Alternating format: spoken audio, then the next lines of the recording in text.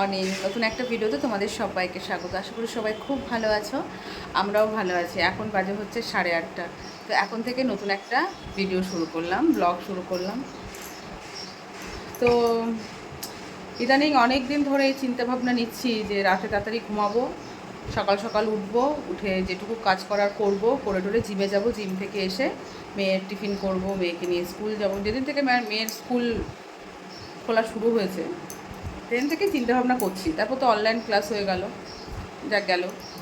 এখন যেহেতু মেয়ে কাল থেকে স্কুল যাচ্ছে, দুদিন আগের থেকেই চিন্তাভাবনা নিয়েছি যে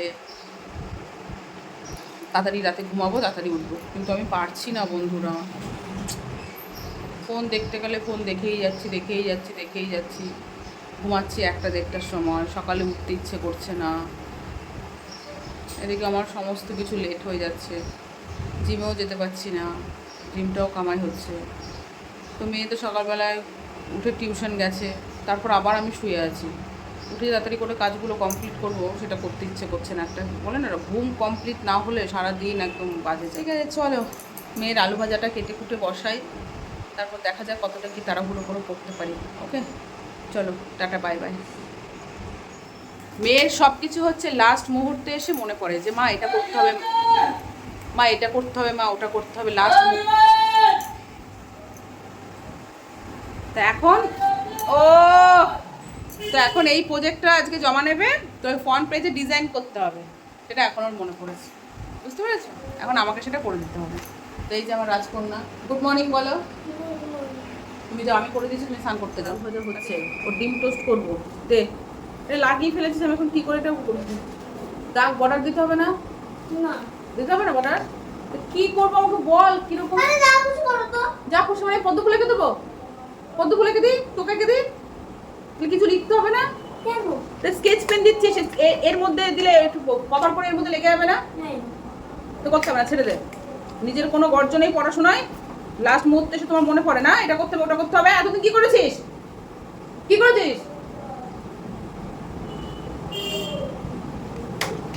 করতে হবে না, ছেড়ে দে।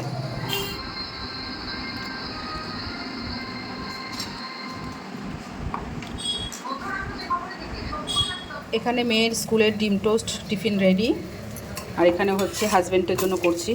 তাওয়াটা কেমন পুড়ে গেল দেখো। কে ডাকছে? কথা বলতে গিয়ে পুড়েই গেল।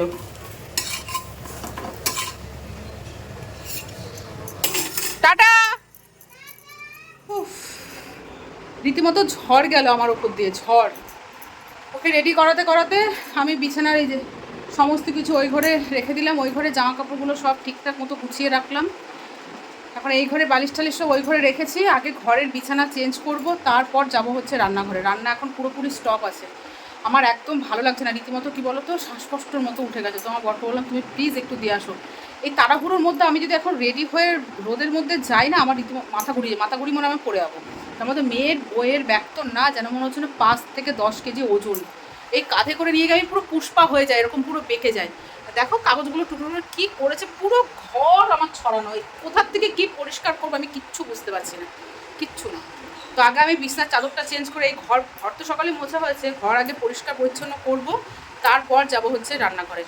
বেশি কিছু রান্না করব না, কালকে ডাল আছে, ভাবছি একটু উচ্ছে ভাজা পটল ভাজা করি, আর ইয়ে করবো কি অমলেট ভেজে কারি করি, ব্যাস এই রান্না করব। চলো বন্ধুরা, আমি ঝটপট কাজগুলো কমপ্লিট করি। মেয়ে তো স্কুল বেরিয়ে গেল, মেয়ে এসে আসবে এখন 4:30-এর আগে, তো আর কোনো ব্যাপার না, কেউ এখন খাবেও না।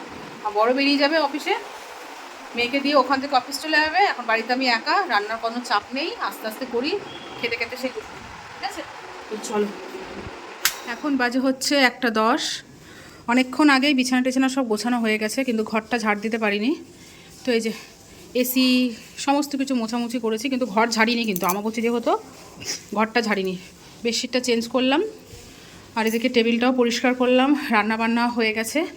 এই কালকের ডালটা একটু গরম করবো, মানে একটু শুকাবো, মানে শুকনো করবো। ভাত হয়ে গেছে, আর আমার ঠান্ডা লেগে গেল। এখানে পটল ভাজা আছে নিচে, আর হচ্ছে একটু মোটা মোটা করে উচ্ছে ভাজা করেছি। বাসন মাজা হয়ে গেছে। এই ডিমের অমলেট কারি করছি, আর একটু শুকাবো এটা, তারপর ডালটা শুকাবো, গ্যাসটা মুছলেই হয়ে যায়। তারপর ঘরটা ঝাড় দিয়ে যাব স্নান করতে। স্নান করে এসে তারপর পুজো দেবো। আজকে যেহেতু পুজো দেওয়া হয়নি সকালে, পুজোটা দেবো, দিয়ে তারপর মেয়েকে আনতে যাব, খাওয়া দাওয়া করে তারপর। মারাত্মক গরম, মারাত্মক গরম। আমার নাইটি পুরো ভেজা। উফ, চুলগুলো যতবারই আমি গোটাচ্ছি ততবারই আমার খুলে খুলে যাচ্ছে। কি রোদ উঠেছে এই কদিন, যে টানা বৃষ্টি হলো, কোনো তার বোঝা যাচ্ছে কিছু যে বৃষ্টি হয়েছে, ওয়েদার একটু ঠিকঠাক থাকবে। 1:10 বেজে গেছে। 1:30টার মধ্যে আমি সম্পূর্ণ কাজবাজ কমপ্লিট করে স্নান করতে যাবো, এটা আমার টার্গেট। 1:30টার মধ্যে, 1:10 বাজে। ঠিক আছে, জলের বোতলে জল ছিল না, সেগুলো সব ভরলাম। হাঁপাচ্ছি। ঠিক আছে চলো বন্ধুরা, একবারে যখন মেয়ে আনতে যাবো তখন তোমার সাথে দেখা হচ্ছে। ঠিক আছে, চলো বাই বাই। কোন বাজে 3:10, রেডি হয়েছি, মেয়েকে আনতে যাব। দেখেছো ওয়েদারের অবস্থা কি, এমন কালো করে এসছে, এমন মেঘ ডাকছে, বিদ্যুৎ চমকাচ্ছে। আনতে যাবো এই টাইমে বৃষ্টি হলে ভালো লাগে? পুরো মেঘ কালো। ভেবেছিলাম এই কুর্তিটা আজকে কেচে দেবো, ঠিক আছে। তো আমি তো জামা কাপড় কেচেছি, আমি ভাবলাম যে স্নান করার সময় এটা ভিজিয়ে রাখি, বিকেলবেলায় কেচে দেবো। কিন্তু যা মেঘ করেছে, ভাবলাম জামা কাপড় তো ভিজেই যাবে মেয়েকে আনতে গিয়ে, তো এটাই পরে যাই, ভিজে গেলে এটাই ভালো হবে। এটা যখন কাচবো ভিজে যাক। কীভাবে বেরোবো বলো? যখন মেয়ে বাড়িতে ছিল তখন এরকম বৃষ্টি হয়নি, যেই স্কুলটা শুরু হলো অমনি শুরু হয়ে গেছে এরকম বৃষ্টি। ভালো লাগে এর মধ্যে, না আমি বেরোতে পারবো না মেয়েকে আনতে পারবো। এরকম বিদ্যুৎ চমকাচ্ছে, বিরক্তকর ব্যাপার। রেডি হয়ে বসে আছি, মেয়েকে আনতে যেতে পারছি না, 3:30 বেজে গেছে। বেরোলেই ভিজে যাব। দেখি একটু ওয়েট করি, যদি একটু কমে তারপর বেরোবো। বৃষ্টি থামার নামই নেই, এই বৃষ্টি মাথায় দিয়ে এখন বেরোতে হবে, কিছু করার নেই তো। না দেখো কটা বাজে, 4টা বাজতে চললো, 5 মিনিট বাকি। মেয়ের ছুটি হয়ে হচ্ছে 4:05। তো এই বড় ধাম্বা মার্কা একটা ছাতা নিয়ে নিয়েছি, মেয়ের রেনকোট নিয়েছি, আর একটা এক্সট্রা ছাতা নেবো। তারপর ভিজলে ভিজবে, আমি ভিজলে ভিজবো, কিচ্ছু করার নেই। তো এখন দেখো বন্ধুরা কটা বাজে, পুরো ডট 5টা বাজে। এই জাস্ট বাড়িতে আসলাম। আমি তো ভিজে গেছি, যাওয়ার সময় ভিজেছি, আসার সময় একটু বৃষ্টিটা কমেছে, কিন্তু বৃষ্টি দেখে চারিদিকে দেখো অবস্থা সব ছড়ানো। উফ, মেয়ের তো জুতোটা চেঞ্জ করেছি, রেনকোটটা পরালাম, কিন্তু বাসে উঠে পড়লাম, যার জন্য বাসে মাগো মা, আমার এ জন্মে, আমার বাবার জন্মে, আমার জন্মে আমি কোনোদিন এত ভিড় বাসে উঠিনি।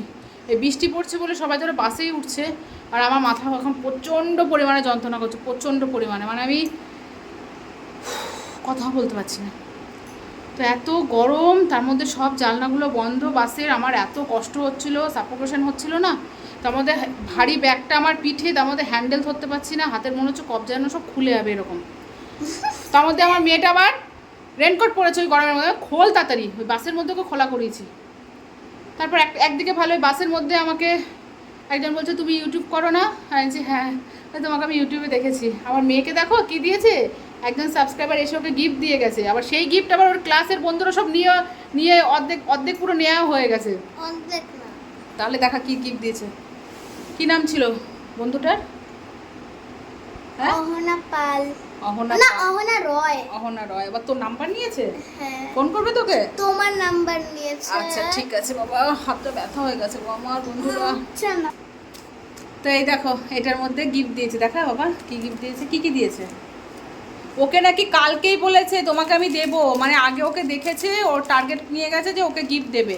ও একটা বারবান বিস্কিট দিয়েছে, আর মিঠি বলেছে যে না আমাকে তুমি কালকে দিও, তা আজকে দিয়েছে বারবান একটা বিস্কিট। আর কি, ও স্লাইম, এটা দিয়েছে। এখান থেকে আবার বান্ধবীরাও নিয়েছে। হ্যাঁ ঠিক আছে, থ্যাংক ইউ সো মাচ। তোমরা মিঠিকে এত ভালোবাসো, আমার ভীষণ ভালো লাগে। মানে তোমরা যদি আমাকে নাও ভালোবাসো, আমার মেয়েকে এত ভালোবাসো বলে আমার ভীষণ ভালো লাগে। এবং আমার ড্রেসের কালার। বন্ধুরা মেয়েকে আগে ভাত খাওয়ায়, আমার প্রচণ্ড পরিমাণে মাথা যন্ত্রণা করছে। মেয়ে বলছে এখন সুইমিং ক্লাসে যাবে, বাবু যেতে হবে না, আমার ভালো লাগছে না, যেতে হবে না বাবা, আমার একটু ইচ্ছে করছে না। ঠিক আছে তুই হ্যাঁ খাওয়া দাওয়া করে রেস্ট নে। আমার মাথা যন্ত্রণা এত করছে, আমার আর ইচ্ছে করছে না যে আমি এখন আবার রেডি হয়ে বেরোই। আমার মনে হচ্ছে আমি একটু শুয়ে থাকি। ঠিক আছে রাখো মাম্মা, রাখো, চলো ভাত খেয়ে না, 5টা বাজে, চলো। তবে বর্ষাকালে স্কুল, এই আমার মনে হচ্ছে গরমে যেরকম ছুটি দেয়, বর্ষাকালেও এখন ছুটি দিতে হবে। Winter vacation, summer vacation, rainy vacation, হ্যাঁ দিতে হবে, সত্যিই তাই। পড়াশোনা একদম মাথায় উঠে যাবে এরকম ভ্যাকেশন ভ্যাকেশন ভ্যাকেশন, ব্যাস। চলো টাটা। তো এখন বাজে হচ্ছে 5:30, মেয়েকে অল্প একটু ভাত খাওয়ালাম, খাওয়ানোর পরে এই যে ফ্রিজে আইসক্রিম আছে, মা মেয়ে বসে গেছি আইসক্রিম খেতে। প্রচণ্ড পরিমাণে গরম লাগছে, বৃষ্টিটা এখন আর হচ্ছে না। মেয়েকে বললাম যেতে হবে না, তুই রেস্ট নে। আমি এখন একটু রেস্ট নেবো আইসক্রিমটা খেয়ে। আমার আবার বলে গেলে আইসক্রিম ভালো লাগে না। এখন বাজে হচ্ছে 9:10। এখানে মেয়ে হচ্ছে পড়াশুনো করছে, কালকে স্যারের পড়াগুলো মুখস্থ করছে, স্যার হোমওয়ার্ক দিয়েছে সেগুলো করছে। আর মেয়ে আজকে সুইমিংয়ে যায়নি, তোমাদের তো বললাম সুইমিংয়ে যাবো না। তো মেয়ে ঘুমিয়েছিল, ঘুম থেকে উঠলো, খাওয়া দাওয়া করলো, এখন পড়তে বসেছে, একটু আড্ডাও দিয়েছে।